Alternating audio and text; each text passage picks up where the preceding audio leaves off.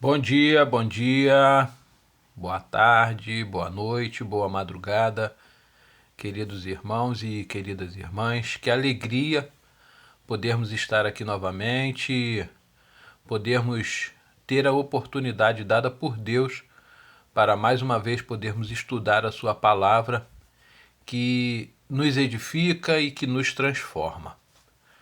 Muitas saudades de todos vocês e não desista, creia que muito em breve nós vamos poder estar voltando aí às nossas aulas presenciais. Muitos irmãos já sendo vacinados, alguns já tomaram a primeira dose, outros já tomaram até as duas, e muito em breve nós vamos ter aí a possibilidade de podermos voltar às nossas aulas presenciais.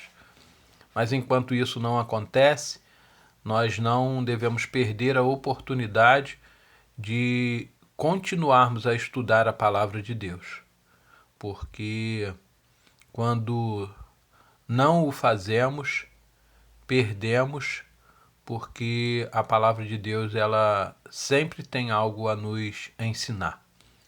Bom, vamos orar, né, para darmos início à nossa aula. Senhor Deus e Pai, nós estamos na Tua presença mais uma vez e queremos te agradecer, ó Deus, por tudo quanto o Senhor tem nos permitido viver até aqui. Ó Deus, e queremos te agradecer também porque o Senhor tem cuidado de cada um de nós.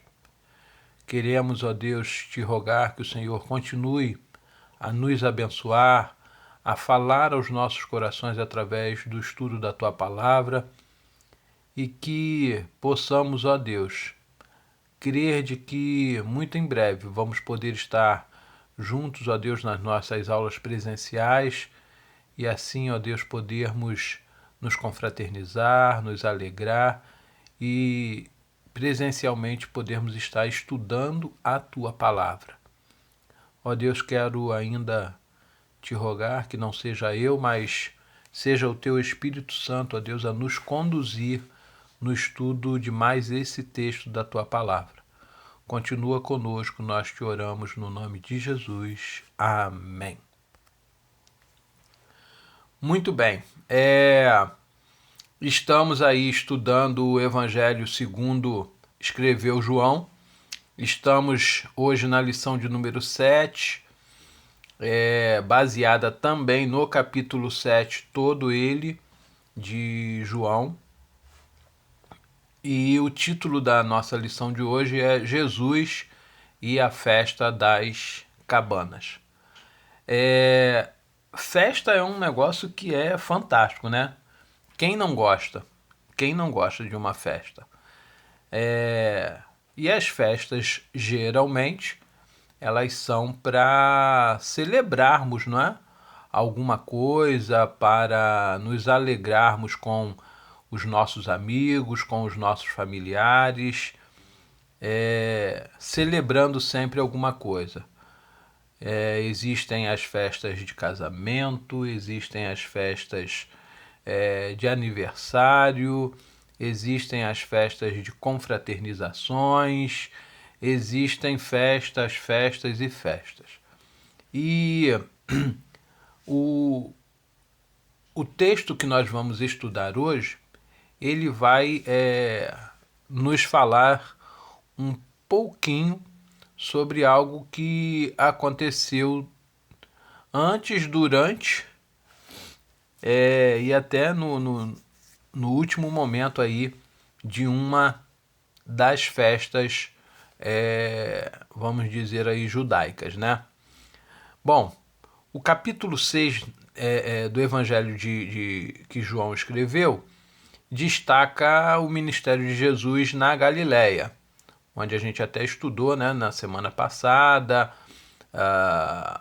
Jesus operando alguns milagres, evangelizando a muitos. E agora, quando a gente chega então no capítulo de número 7, o início do capítulo ainda começa com Jesus na Galileia, ainda. Isso é muito importante para nós. E nesse texto, novamente, nós vamos observar a realização, como já falei, de uma uma festa judaica. Os judeus, eles celebravam algumas coisas e alguns acontecimentos, né? Celebravam coisas do passado, acontecimentos do passado, e para isso eles faziam as suas festas, né? Algumas ainda são comemoradas pelos judeus nos dias de hoje. E apenas para conhecimento e melhor entendimento do texto que nós vamos estudar hoje, nós vamos destacar aqui 3 dessas festas, embora existam muitas outras. As festas, na verdade, eram grandes celebrações que duravam dias e até semanas.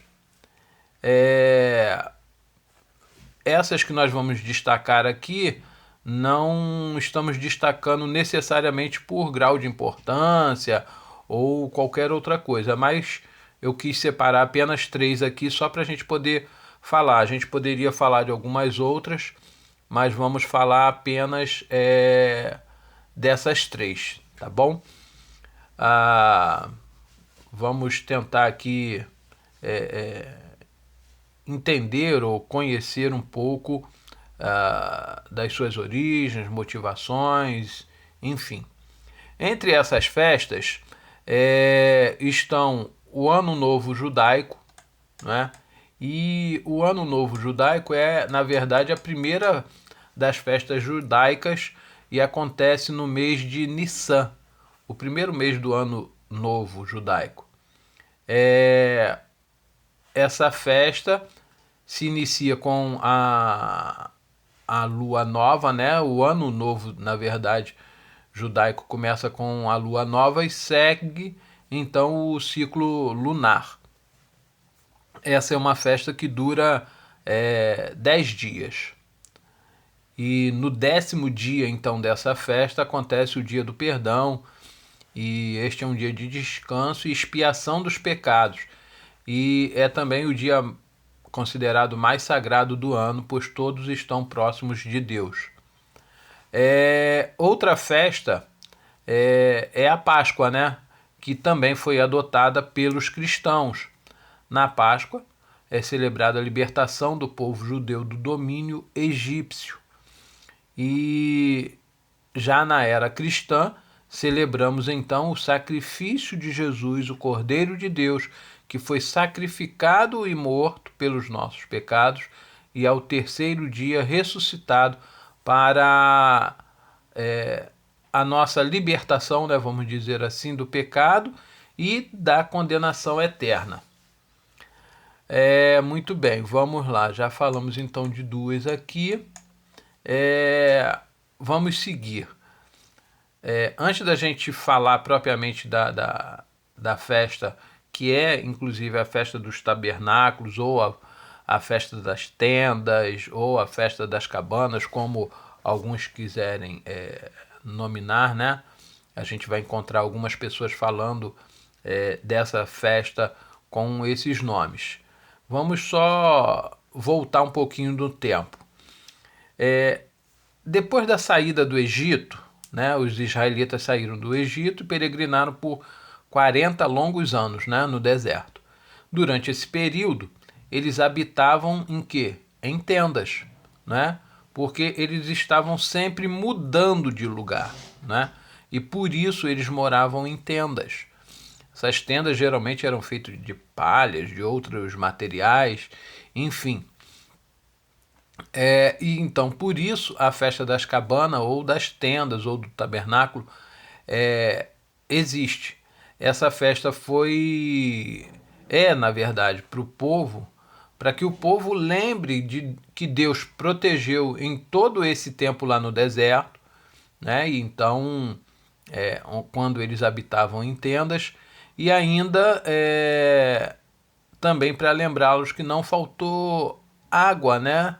A provisão da água, e para que eles reflitam que somente Deus pode proteger o seu povo e que nenhum bem material é maior que a proteção dele, de Deus. Esse também é um tempo de gratidão pelas colheitas. essa festa, a festa das tendas, vamos chamar de festa das tendas, vamos usar esse termo, tá, pra gente aqui. Essa festa ela durava 7 dias. E estes eram dias assim de muita alegria. O povo trazia a oferenda e levava água do poço de Siloé ao altar do sacrifício no templo. Ou seja, as pessoas vinham até Jerusalém e ali era onde acontecia então a festa, tá? Lembra que a gente já falou até em outra lição que existiam poços, né? Tanques, na verdade, aonde tinham a água, na verdade, para as necessidades que as pessoas tinham. Então, por isso aí, essa questão do tanque, né, de Siloé.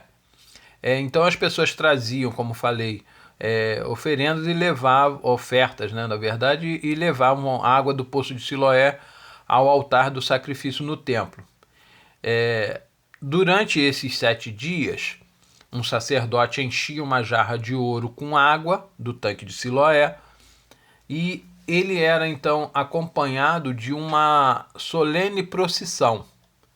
Então ele voltava ao templo, depois que ele pegava essa água lá do tanque, ele ia para o templo cercado por uma multidão e em meio ao toque de trombetas e o grito da multidão, né, ele então derramava essa água sobre o altar. O 7º dia dessa festa das tendas era uma apoteose, né? À tarde, já no cair do sol, até porque os judeus contavam o dia de um pôr do sol ao outro pôr do sol, e não do nascer do sol, mas do pôr do sol. Quando o sol se põe, então começa um novo dia. Diferente de nós que contamos, né, ou consideramos, se formos fazer isso pelo sol, a gente considera que um novo dia surgiu quando o sol nasce, não é isso? E não quando ele se põe.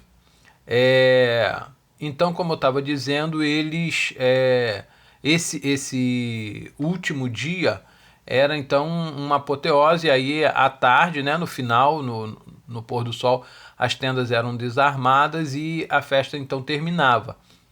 Nesse dia, no 7º dia, haviam então 7 procissões do tanque até o templo, lembrando assim, com mais evidência, o que aconteceu no deserto quando Deus fez brotar água da rocha, né?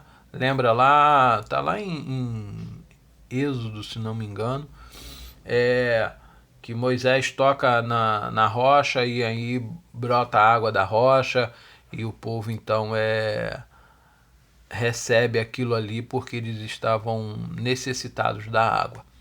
Bom, nos textos agora de João, observamos então Jesus como cumpridor da lei, participando das festas religiosas e celebrações do seu povo. Nós já vimos aqui em outros textos de João, que nós já estudamos, falando sempre, né? João está quase que em todos os capítulos que nós já estudamos, falando sempre sobre uma festa. E aí a gente não consegue precisar muito quanto tempo passou de um período para o outro, porque João geralmente se refere muito à festa, né?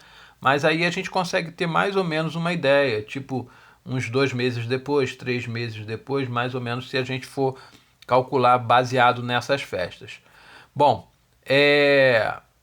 no texto de hoje, João vai narrar fatos importantes para nós relacionados a essa festa das tendas e que nós vamos aqui, para ficar de maneira mais fácil para nós, vamos dividir aqui em 3 partes e vamos chamar assim: o que aconteceu antes da festa, durante a festa e no final da festa, ou no último dia da festa, tá bom?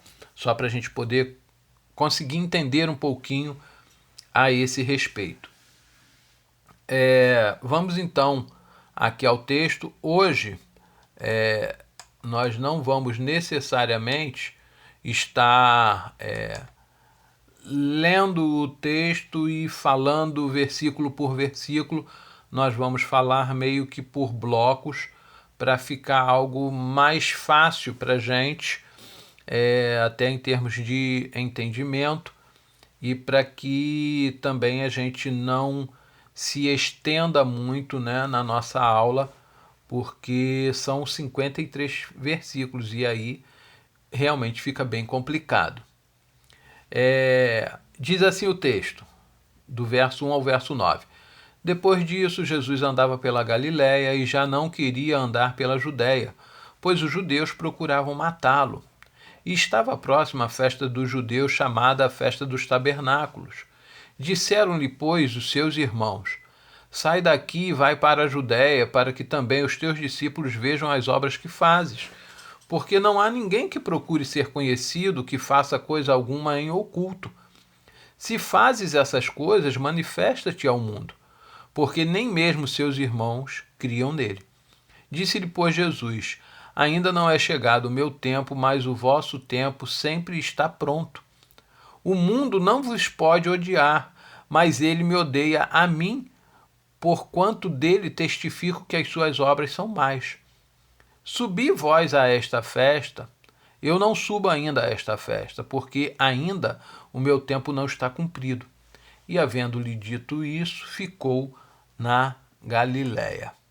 Bom, como falei lá no início, né, o capítulo 6 vai falar de Jesus na Galiléia, e agora Jesus ainda estava na Galiléia. E Jesus, não desejava ir para a Judéia porque ele sabia que os judeus, seus opositores, lembra, acho que, se não me engano, lá no capítulo 5, quando a gente leu, quando a gente estudou sobre Jesus ter operado um milagre no tanque de Betesda, já lá a gente via, né, os opositores de Jesus perseguindo ele, querendo matá-lo. E Jesus, então, agora está na Galiléia e ele não quer ir para a Judéia porque ele sabia que os seus opositores procuravam matá-lo. É bem verdade que eles não poderiam fazer isso ainda porque não era o tempo, não é? E isso iria acontecer, sim, mas não segundo a agenda do homem, mas segundo a agenda de Deus. Mas Jesus não queria, né, se expor desnecessariamente. Não é? A partir então do verso 3, a gente observa um diálogo entre Jesus e os seus meio-irmãos. Né?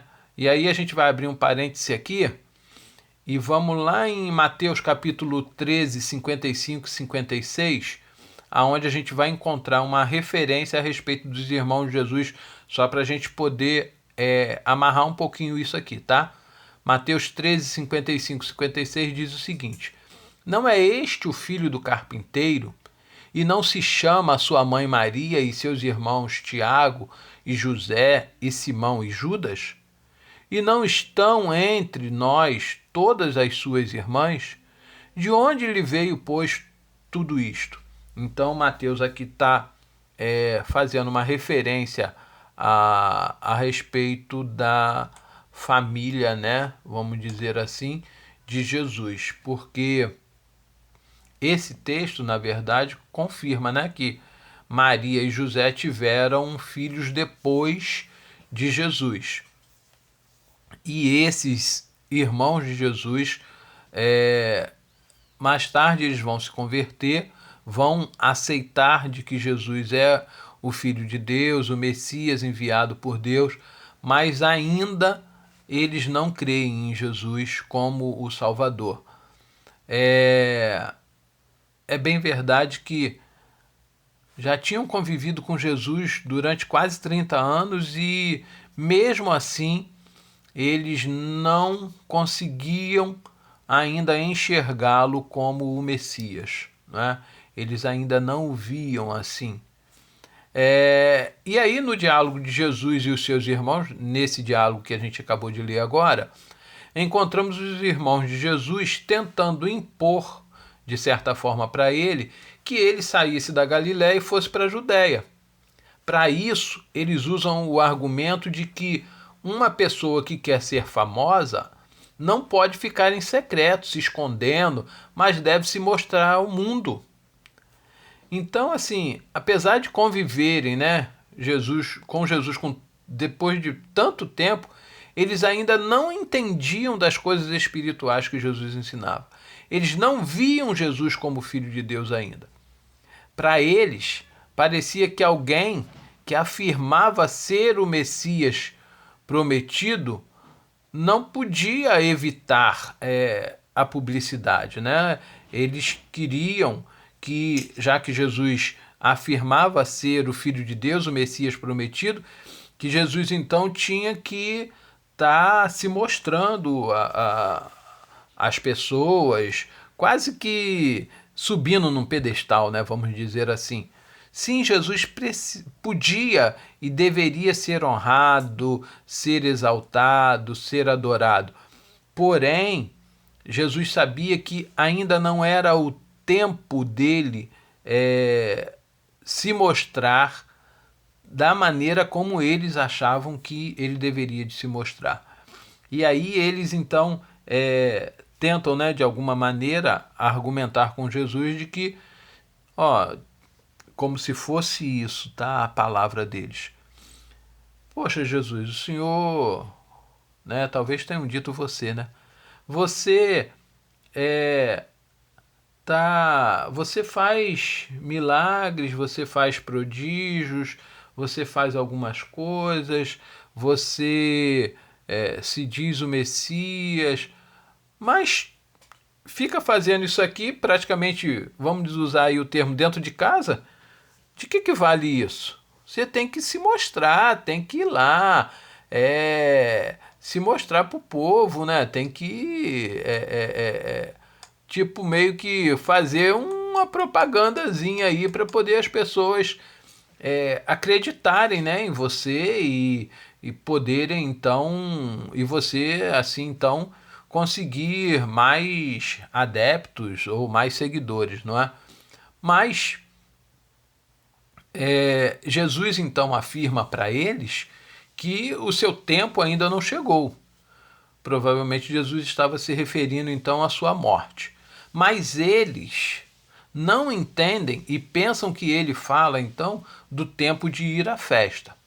Jesus ainda diz que o mundo não os pode odiar os irmãos dele, mas que a ele sim o mundo pode odiar porque ele mostra os erros, o pecado do mundo. Jesus está mostrando para as pessoas de que elas precisam ter uma mudança de vida, precisam se tornar pessoas diferentes, precisam aceitar o Messias, precisam confiar no Messias, que era ele, né? Então, como Jesus, entre aspas, confrontava o mundo e mostrava a eles os seus pecados, os seus erros, era odiado pelo mundo, enquanto que os irmãos de Jesus não faziam nada disso, né? Então viviam uma vida, de certa forma, tranquila.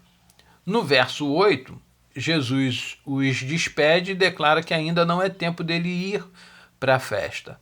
Ele vai depois, mas não vai com eles e nem vai naquele momento. Provavelmente, eles ainda, porque João vai dizer que estava próximo, né, da festa, eles vão e chegam bem no início da festa. Lembra que a gente falou que a festa durava 7 dias? Então, eles chegam bem no início da festa, ou um dia antes, enquanto que Jesus vai, tipo, meio que lá pelo meio, a metade da festa já. Mas vamos lá, vamos seguir. Então, como falei, né, no verso 8, Jesus os despede e declara que ainda não é tempo de ir para a festa. Muito menos, né, da maneira como os irmãos de Jesus queriam, tipo com holofotes, como se fosse... você já deve ter visto isso, né? A gente vê muito hoje em dia.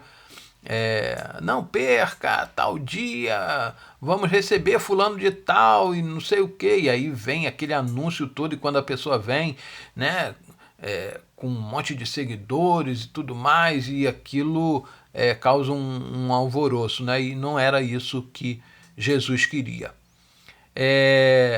E aí a gente pode dizer que esses acontecimentos foram antes da festa, né? Seguindo aqui então aquele nosso primeiro tópico, antes da festa. Abrindo um parêntese aqui. Às vezes, nós estamos como os irmãos de Jesus, né? Achamos que o conhecemos e queremos que ele faça o que queremos e no nosso tempo. Mas a agenda de Jesus foi estabelecida no céu. E o desejo dele é fazer a vontade do Pai Celestial no tempo do Pai Celestial. A vontade de Jesus é fazer a vontade de Deus e não a nossa. O tempo dele não é o nosso tempo. Jesus sabia que seria bom para ele estar entre a multidão, entre o povo, levando o evangelho, mas ele sabia o tempo que ele tinha que sair de um lugar e ir para o outro. Lá ainda no episódio da mulher samaritana, nós vimos algo mais ou menos assim. Lembra que o texto dizia que era necessário que ele passasse por aquele lugar? Ou seja, Jesus tinha, naquele caso, que passar por aquele lugar, naquele tempo, naquele momento. E aqui ainda não é o tempo de Jesus ir para a festa, né? Ele vai, mas ele vai depois. Não é o tempo dele ir e nem tampouco conforme os seus irmãos querem. Às vezes a gente quer que Jesus seja meio que como uma marionete, né? Fazendo aquilo que nós queremos e no tempo que a gente quer, né? Mas a vontade de Deus é diferente e o tempo de Deus é diferente. Bom, vamos lá, vamos seguir, vamos em frente. Vamos para o texto, versos 10, 11, 12 e 13. Mas quando os irmãos já tinham subido à festa, então subiu ele também, não manifestadamente, mas como em oculto. Ora, os judeus procuravam-no na festa e diziam: onde está ele? E havia grande murmuração entre a multidão a respeito dele.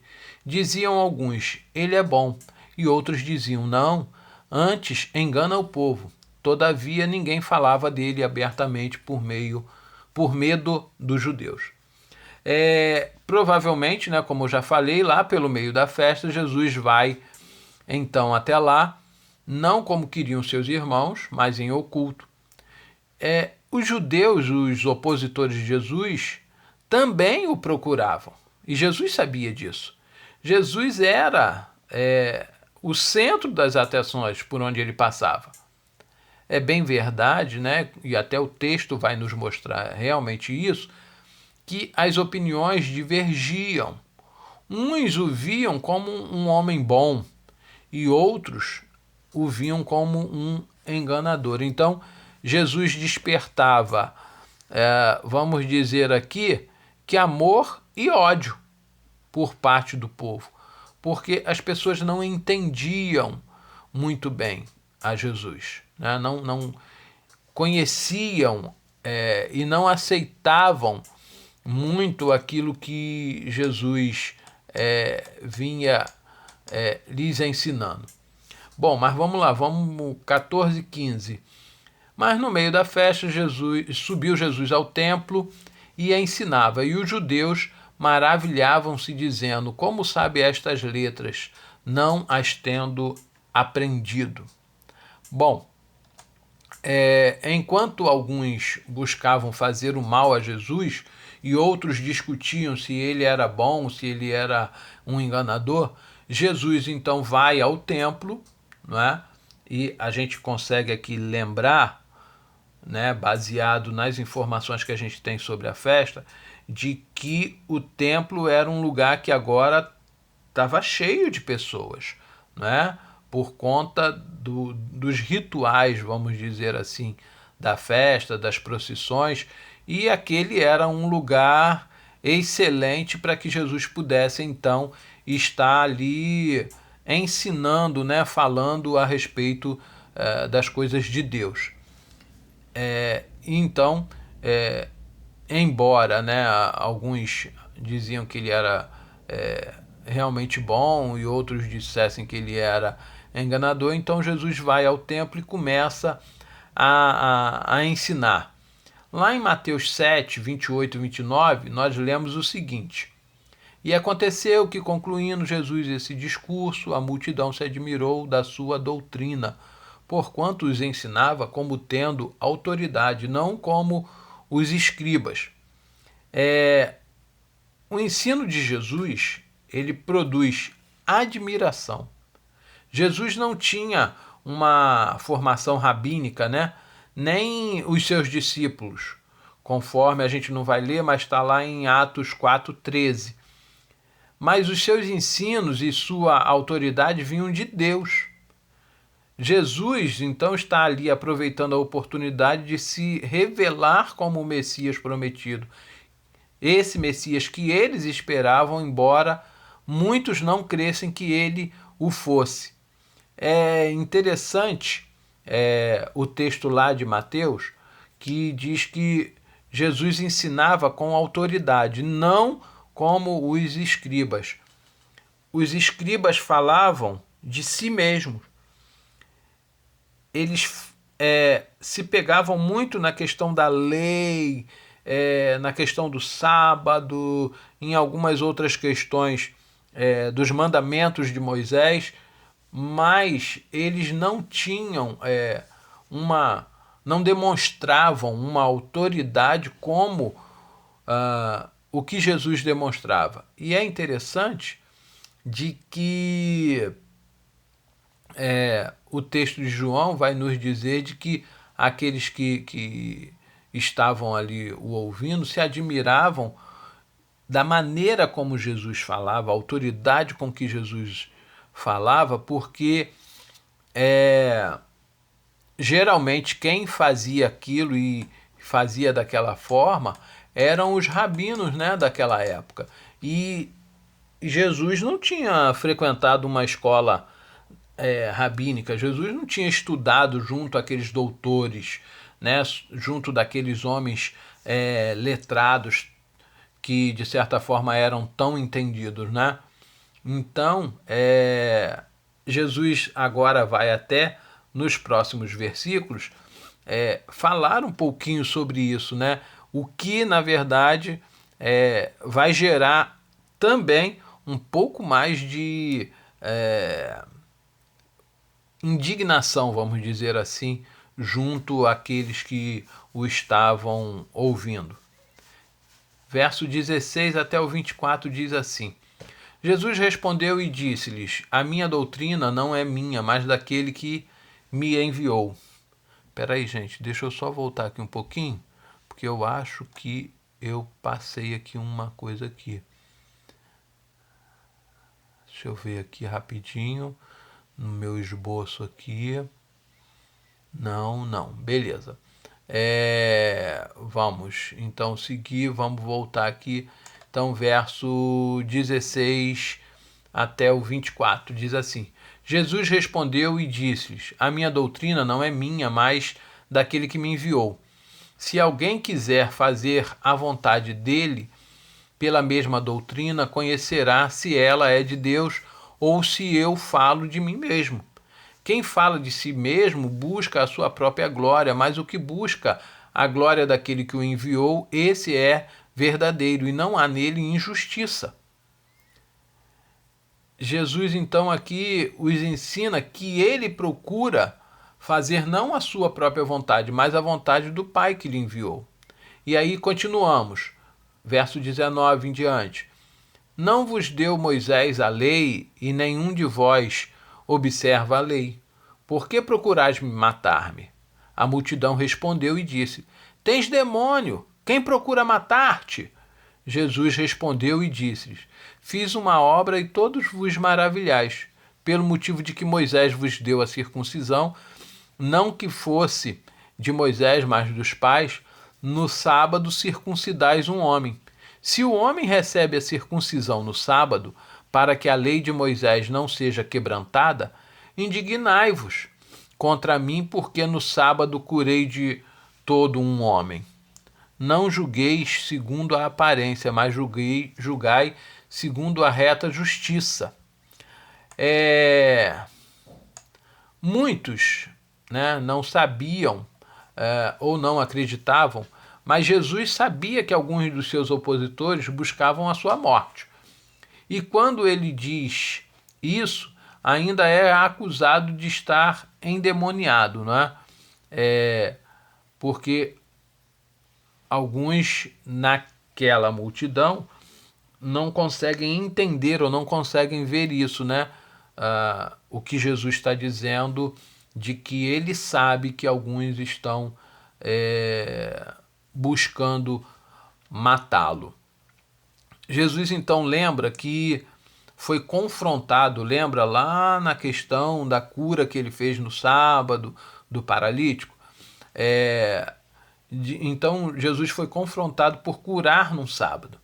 E que, embora os escribas estivessem tão focados na lei de Moisés, na guarda do sábado, aceitavam a circuncisão nesse dia, mas não aceitavam que alguém fosse curado.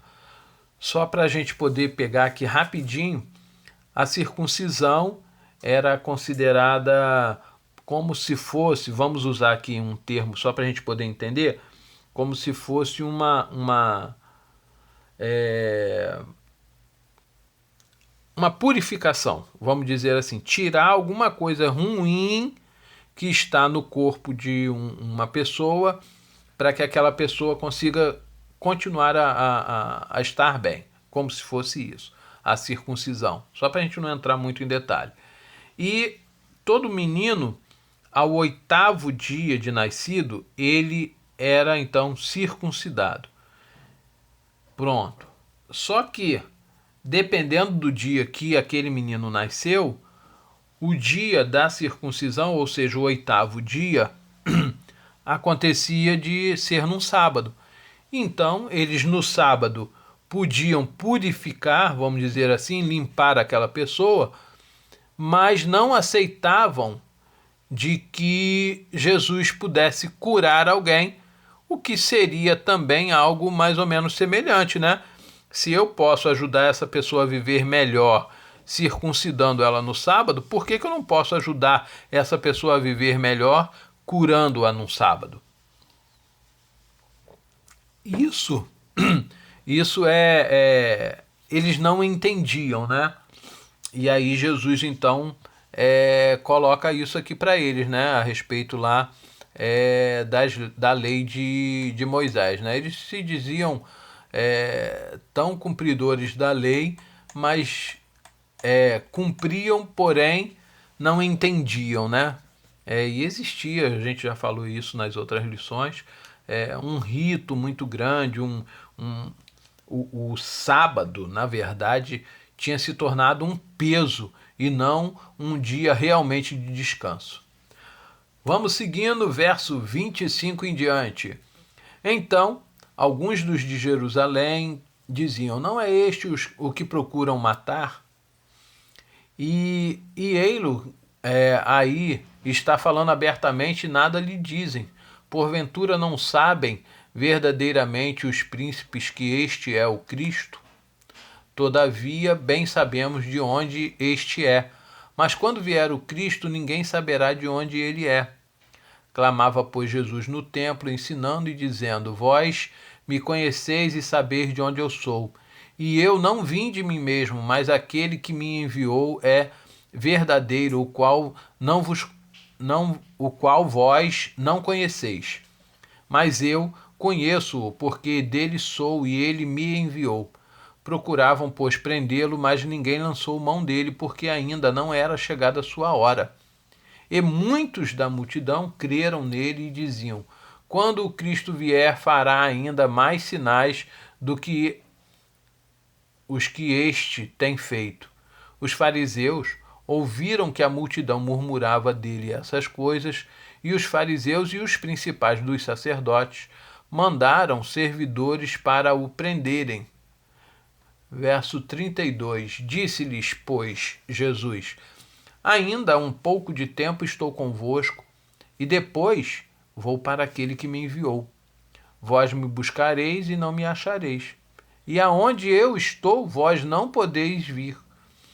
Disseram, pois, os judeus uns para os outros: para onde irá este, que o não acharemos? Irá porventura para os dispersos entre os gregos e ensinará os gregos? Que palavra é esta que disse: buscar-me-eis e não me achareis, e aonde eu estou, vós não podeis ir? Bom, Jesus então continua ensinando ao povo com autoridade e poder. Ele ensina verdades e mostra que sabe dos intentos dos seus corações. Embora ainda não tenha chegado o tempo, Jesus sabia disso. E era por isso que eles não conseguiam prendê-lo para matá-lo ainda, porque ainda não era o tempo. Mas no tempo determinado pelo Pai, ele, Jesus, vai cumprir aquele propósito para o qual ele foi enviado a este mundo.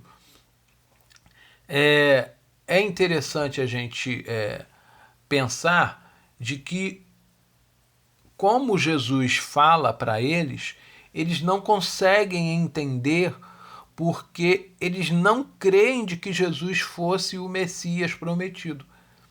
E isso, essa falta dessa crença deles em Jesus, é que causa toda essa confusão, não é? Tanto que Jesus está falando para eles que ele vai, em outras palavras, ser morto, ao terceiro dia vai ser ressuscitado, e isso já estava escrito lá no Antigo Testamento.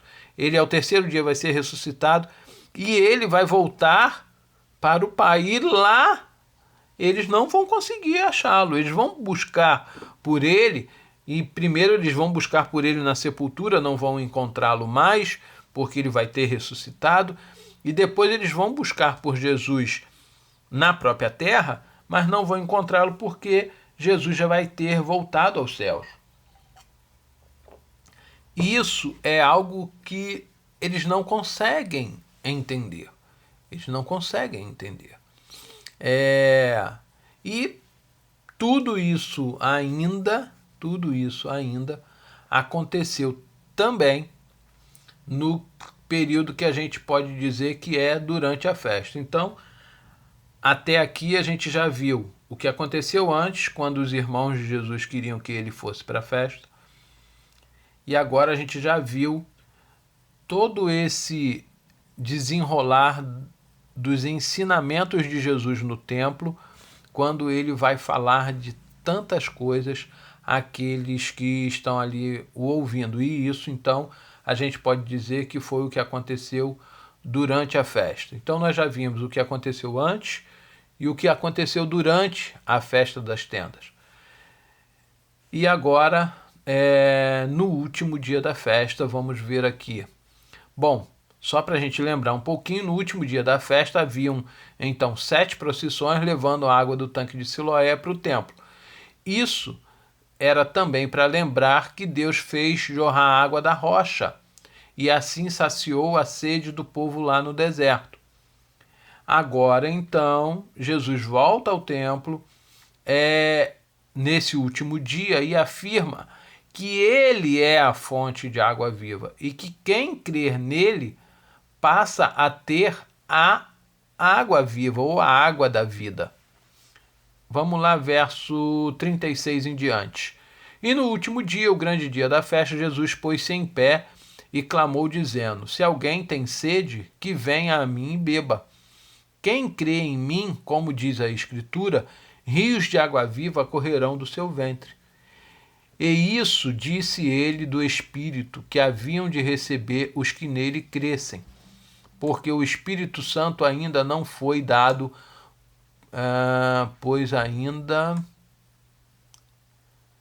por ainda Jesus não ter sido glorificado. Então, muitos da multidão, ouvindo essa palavra, diziam: verdadeiramente este é o profeta. Outros diziam: este é o Cristo. Mas diziam outros: vem, pois, o Cristo da Galileia? Não. Diz a Escritura que o Cristo vem da descendência de Davi e de Belém, da aldeia de onde era Davi. A gente vai ver de que agora, então, nesse último dia, né, da festa, até por conta deles se preocuparem tanto com essa questão da água e se lembrarem tanto dessa questão da água, Jesus então vai dizer de que ele é a verdadeira fonte de água viva, né? Quando Moisés toca lá na rocha e sai a água da rocha, Moisés está ouvindo aquilo que Deus tinha dito a ele, e de onde era impossível sair água, agora começou a sair, não é? Começou a sair a água da rocha. E agora Jesus então está dizendo de que, assim como era impossível que as pessoas pudessem ter a sua sede ou as suas necessidades de água saciadas através da rocha, que através dele também, que muitos creem ser impossível, pode sim ser saciada a sede espiritual, pode sim ser saciada a sua necessidade de água. E Jesus ainda diz de que aquele que crer nele, do seu ventre fluirão rios de água viva. A gente vai encontrar, e a gente não vai voltar aqui, mas a gente vai encontrar alguns outros textos em que Jesus vai usar essa questão da água para poder mostrar às pessoas quem ele era e o que ele podia fazer. Um desses episódios foi algo que até a gente já estudou na questão da mulher samaritana, né? Quando Jesus se revela a ela sendo a fonte de água viva, né? E que quem bebesse daquela água jamais voltaria a ter sede. Então, Jesus aqui está, nesse último dia, fazendo com que as pessoas entendam que todo aquele simbolismo, toda aquela religiosidade que eles vinham e que eles viviam ali, apontavam, na verdade, para ele, o Cristo, o Messias, o Filho de Deus encarnado. E aí, os ensinos de Jesus e as palavras dele começam, então, a mexer com o povo. E agora muitos já começam a crer e entender as suas palavras.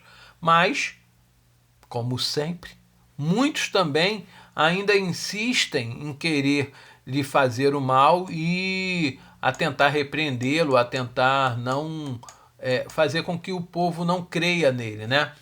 Vamos lá para os últimos versos, 42 em diante. Diz assim: assim entre o povo havia dissensão por causa dele, e alguns deles queriam prendê-lo, mas ninguém lançou mão dele. E os servidores foram ter com os principais dos sacerdotes e fariseus, e eles lhes perguntaram: por que não os trouxestes? Responderam os servidores: nunca homem algum falou assim como este homem. Responderam-lhes, pois, os fariseus: também vós fostes enganados? Creu nele, porventura, algum dos principais ou dos fariseus? Mas esta multidão que não sabe a lei é maldita. Nicodemos, que era um deles, o que de noite foi ter com Jesus, disse-lhes: porventura condena a nossa lei um homem sem primeiro o ouvir e ter conhecimento do que faz? Responderam-lhe eles e disseram-lhes: és tu também da Galileia? examina e verás que da Galiléia nenhum profeta surgiu, e cada um foi para sua casa. Bom, na parte final do texto, vemos que as palavras de Jesus transformam até aqueles que estão a serviço dos seus opositores. Lembra lá no verso 45 e 46, vamos ler de novo? Responderam os servidores: nunca homem algum falou assim como este homem.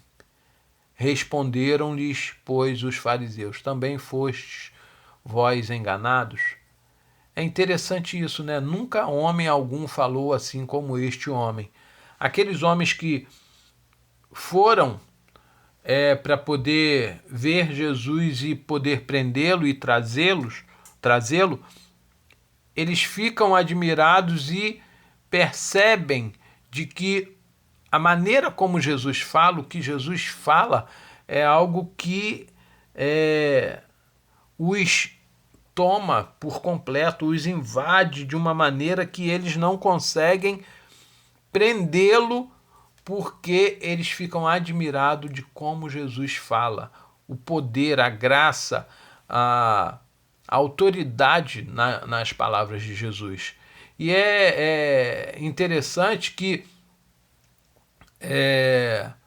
os que procuram, então, fazer o mal a Jesus, né, procuram o mal a Jesus, até eles mesmos não conseguem se entender.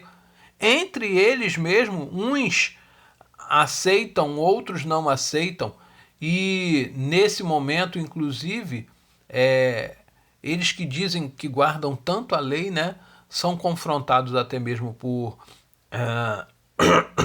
Nicodemos, quando Nicodemos então diz de que o que a lei diz é que eles não podem condenar alguém sem antes ouvir o que aquela pessoa tem a dizer na sua própria defesa, né?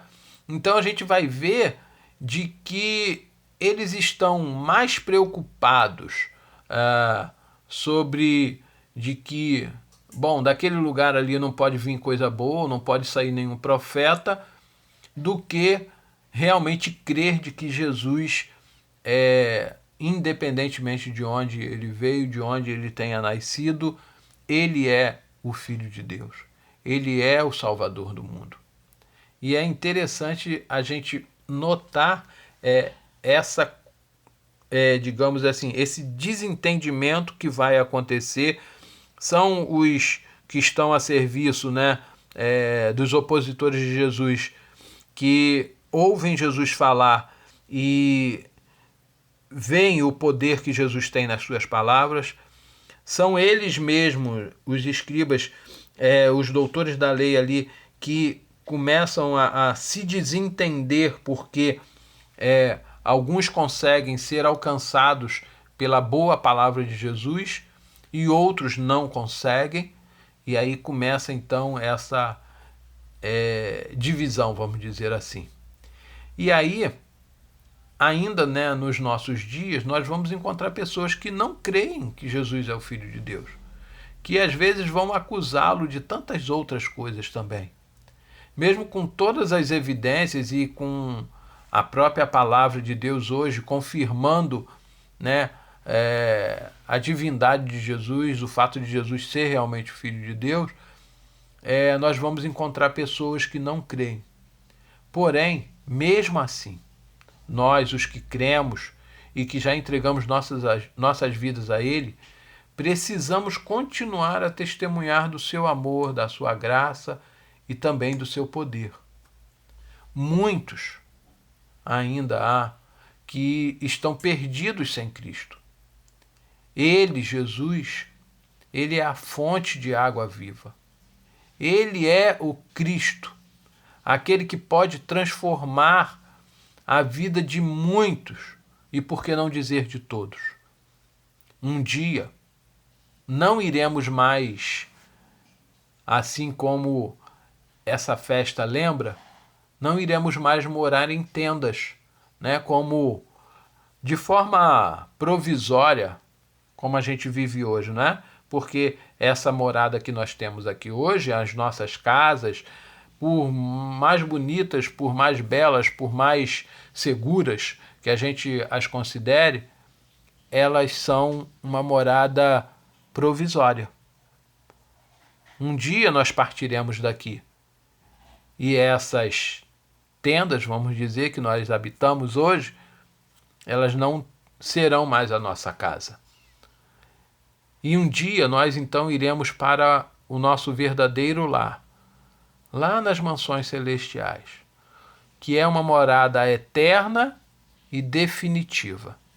E lá então, todos os dias, nós vamos poder estar aos pés de Jesus, conversando com Ele, adorando, glorificando, exaltando a Ele por todos os seus feitos e por tudo quanto Ele é.